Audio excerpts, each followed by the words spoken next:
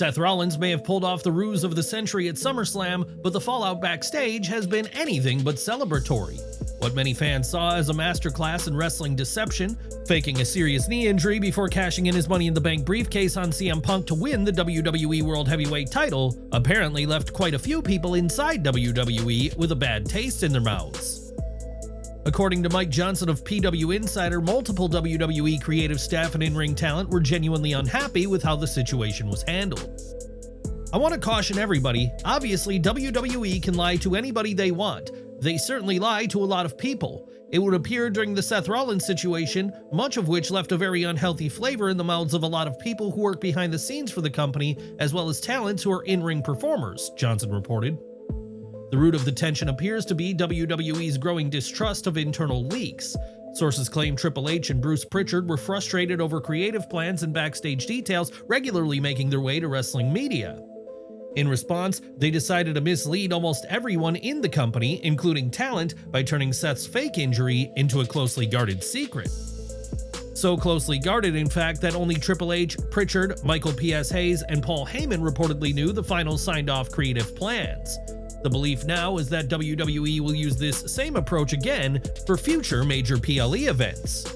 Rollins himself has admitted to taking extreme measures to sell the injury, but not everyone was thrilled about the deception, including Becky Lynch, who was unhappy about having to lie to her friends and family. In the end, Rollins succeeded in fooling the entire wrestling world, but the backstage blowback makes it clear that some felt the secrecy went too far. And while Rollins is riding high as champion, this whole ordeal feeds directly into the bigger story shaping WWE's top tier heading into Clash in Paris. Roman Reigns remains one of WWE's most bankable stars, yet his path to the Paris event is far from the dominant headline run fans are used to. With his Hollywood schedule only open until September 2nd, many expected Reigns to storm back onto Raw to confront Rollins and insert himself into the world title picture. Instead, that coveted fatal four-way spot went to Jey Uso, who will now challenge alongside Rollins, CM Punk, and LA Knight. The rumored reason? WWE wants Reigns protected. Creative reportedly doesn't want him losing in any fashion before a one-on-one clash with Rollins down the line. That meant either Bronson Reed or Braun Breaker had to be his Paris opponent, and with WWE saving Breaker for later, Reed got the nod.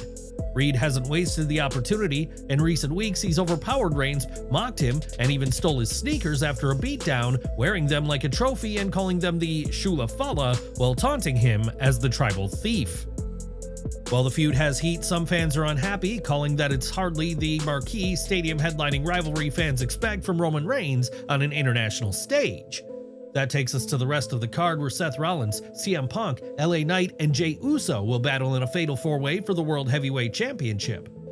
According to PW Torch, Seth Rollins is expected to leave Clash in Paris still holding the World Heavyweight Championship.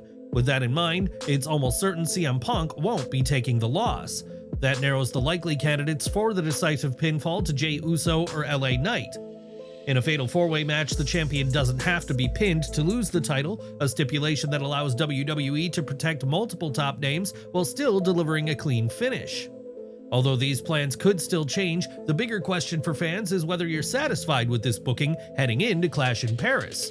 Did WWE go too far in protecting secrets with Rollins' injury ruse? And will that same level of calculated planning ultimately boost the event's star power or risk taking some of the spark out of Clash in Paris?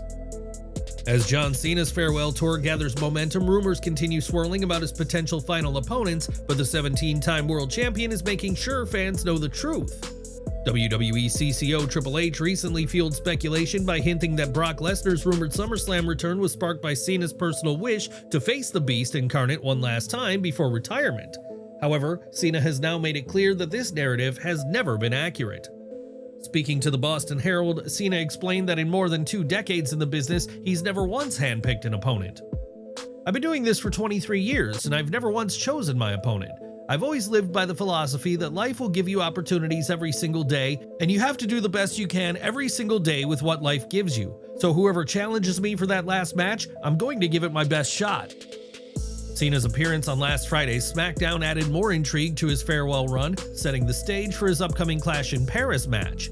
With just 11 appearances left before hanging up his boots, the clock is ticking on his legendary career. Behind the scenes, plans are already in motion for the first singles clash between John Cena and Brock Lesnar in over a decade.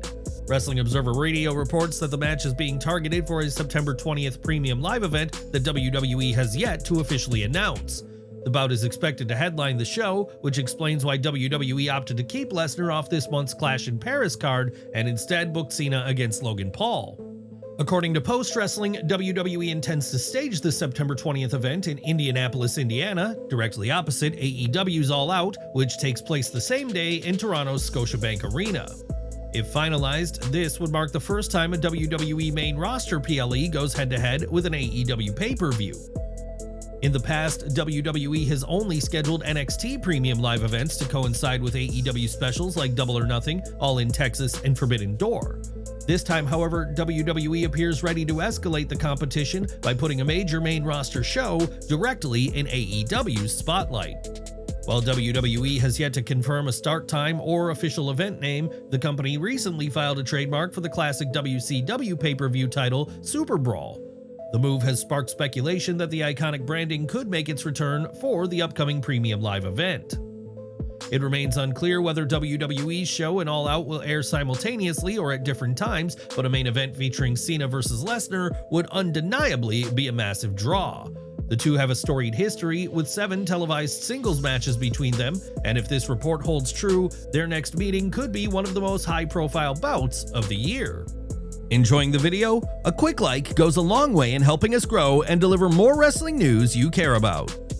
The August 11th edition of WWE Raw took an unexpected turn when Naomi was pulled from her scheduled Women's World title match after she was not medically cleared to compete.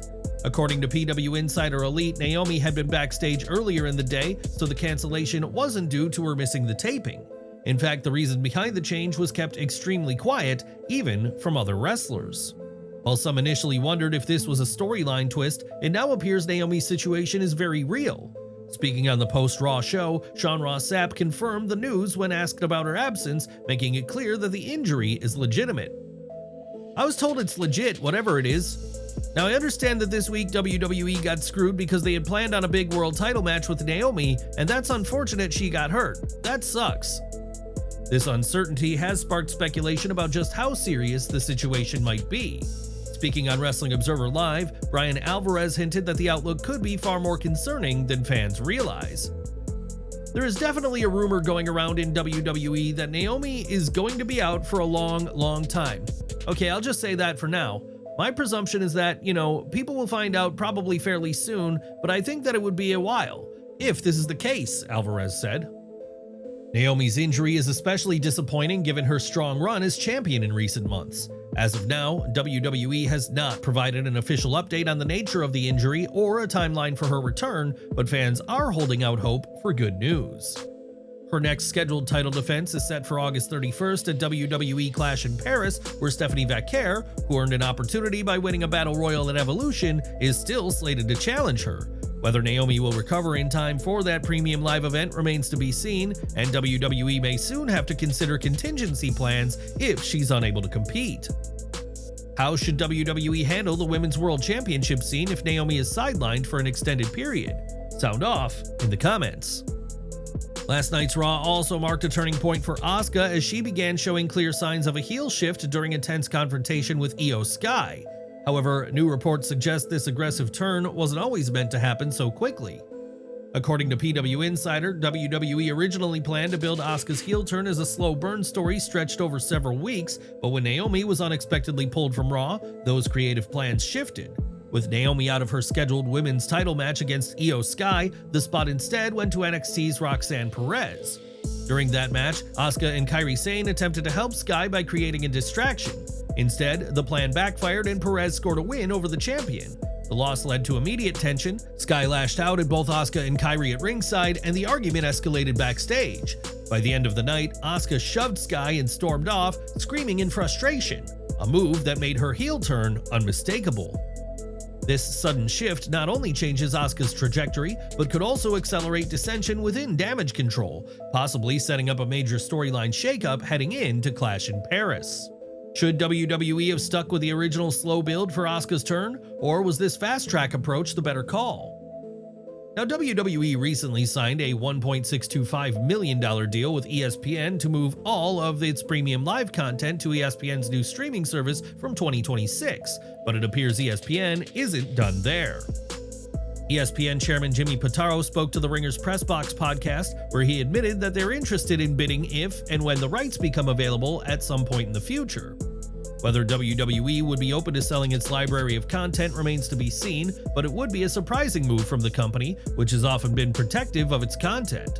ESPN might be waiting patiently for a chance to acquire WWE's library, but Pitaro confirmed that they'll retain the archival rights for the events they plan to air as part of the deal they struck with the company for the PLEs. Pitaro also confirmed that WWE will be flexible with scheduling content to fit ESPN's programming needs, which is an interesting revelation. What do you think about the idea of WWE selling its library of content to ESPN? Sound off in the comments below. In AEW, fans are currently missing former world champion Samoa Joe, who is on hiatus from the company to promote the new season of Twisted Metal, although he's now revealed that filming that series brought a major setback in the form of a fractured ankle. While people might have expected Joe to pick up that injury during a huge fight scene or a big stunt, that wasn't the case, as the AEW star revealed to Mike Johnson of PW Insider. Joe admitted his injury occurred halfway through filming the latest season and came after he parked as he turned his ankle on some asphalt, which led to him taping it up and limping through the rest of production. Joe plays the character of Sweet Tooth in the show, and he admitted that with all the physicality involved, it is a demanding role, but it's something wrestling has prepared him for. The injury is going to impact his AEW return, and while Joe stressed that it will be sooner rather than later, he did reveal that he needs to be cleared by medical. WWE fans were treated to a rare public appearance by Vince McMahon this week, and the former WWE chairman revealed that he was furious with them for their treatment of Hulk Hogan during what would be his final appearance for the company. A trailer for the upcoming Hulk Hogan special by TMZ saw McMahon speak about Hogan being booed, and he didn't hold back his feelings. "I was angry. He deserved much more." Hogan got booed out of the building during that appearance, with the WWE Universe making it clear that they didn't forgive him for his racial comments. Still, fans have shown their respect towards him since his passing. The legacy of wrestlers who pass away is often carried on by fans, and that has been the case with Bray Wyatt.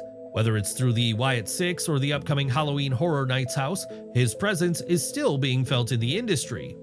WWE 2K25 recently tapped into that with its DLC content, which had a storyline between Wyatt and the Wyatt 6, and the lead writer of it has now revealed the original plans for the whole quest.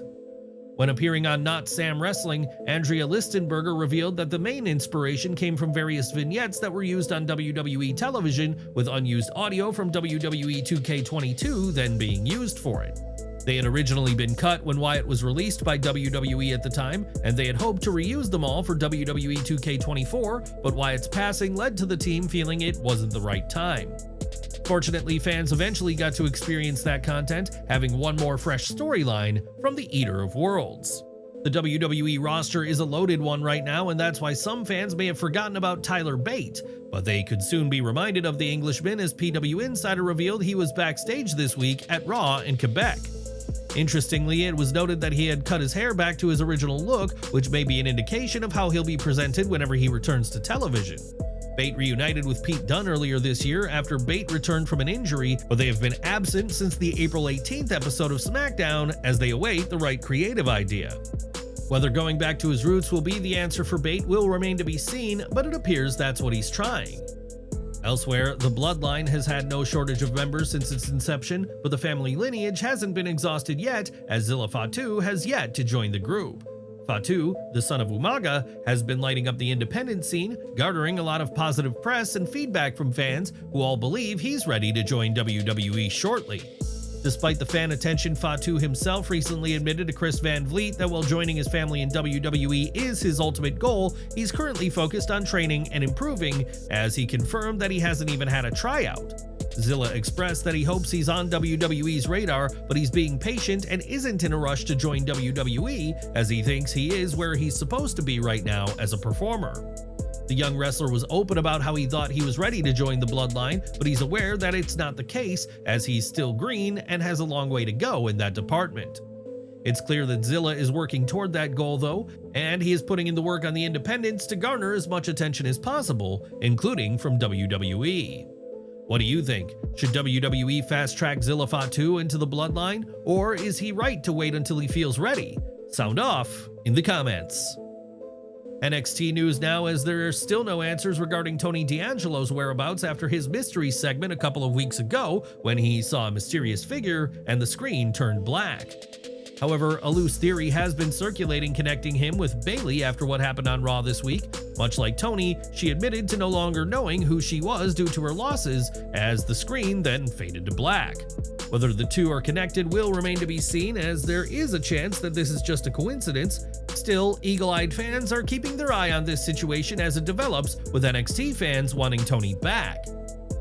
NXT was main evented by a massive 8-man tag team match, which saw Dark State take on Trick Williams, Javon Evans, Oba Femi, and Moose, and it was Dark State who got the win. It was a big moment for the faction, although their win came around after Trick left Evans alone, isolating him for the group to attack. Despite the win, Dark State ended up getting attacked by Hank and Tank at the end of the show after they'd teased getting involved throughout the night. Fans were treated to a colossal showdown on NXT this week as Nia Jax and Lash Legend competed in a singles match, and it ended up being exactly what it needed to be and more, with this hard-hitting encounter entertaining fans. Legend was able to impress with her power, although that ultimately became her downfall. There were multiple times when she tried to lift Jax, only for the main roster star to collapse onto her. One of those moments came when the two women were standing on the steps near the announce table. Legend's power wasn't enough, and Jax fell onto the NXT star, crushing her and crashing through the table in the process.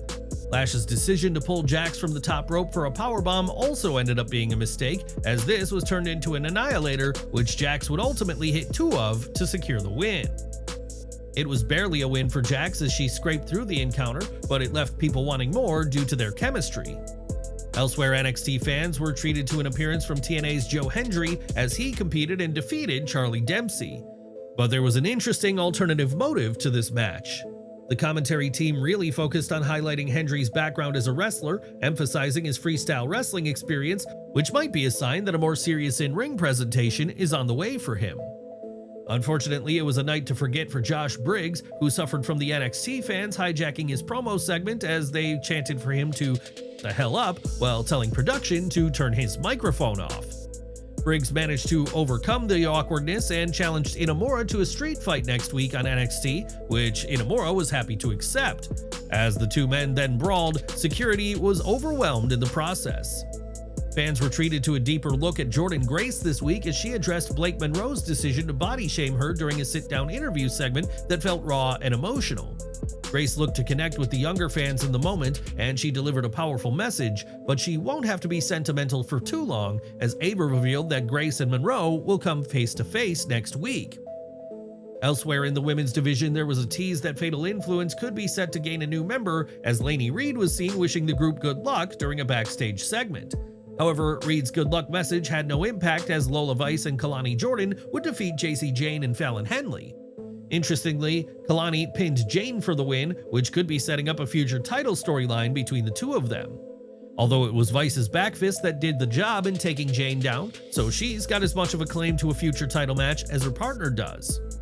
Ash by Elegance and Masha Slamovich were also watching on, as the number of challengers Jane is having to deal with begins to mount up.